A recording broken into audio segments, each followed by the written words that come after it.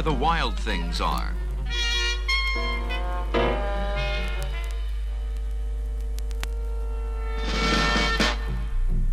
The night Max wore his wolf suit and made mischief of one kind and another, his mother called him Wild Thing, and Max said, "I'll eat you up." So he was sent to bed without eating anything.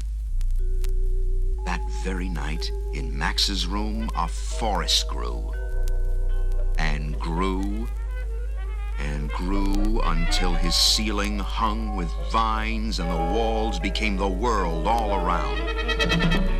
And an ocean tumbled by with a private boat for Max, and he sailed off through night and day and in and out of weeks and almost over a year to where the wild things are. And when he came to the place where the wild things are, they roared their terrible roars and gnashed their terrible teeth and rolled their terrible eyes and showed their terrible claws. Till Max said, "Be still," and tamed them with a magic trick of staring into all their yellow eyes without blinking once. And they were frightened and called him the most wild thing of all, and made him king of all wild things.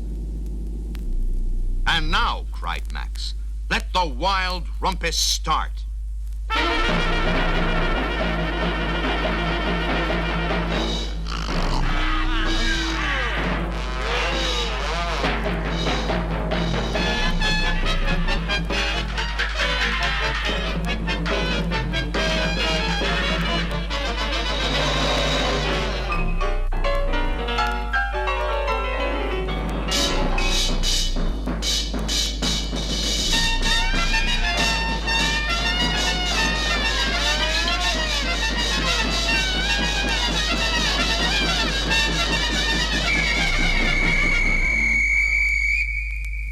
"Now stop," Max said, and sent the wild things off to bed without their supper.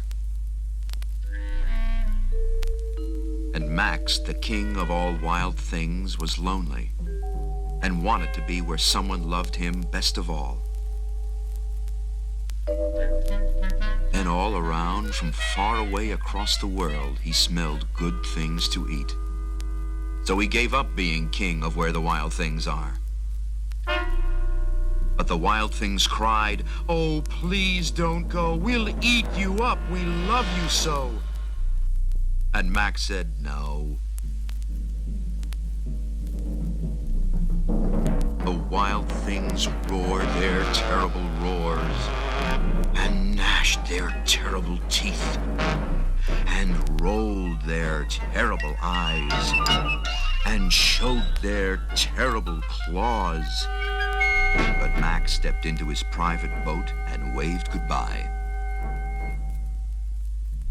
and sailed back over a year and in and out of weeks and through a day and into the night of his very own room, where he found his supper waiting for him, and it was still hot.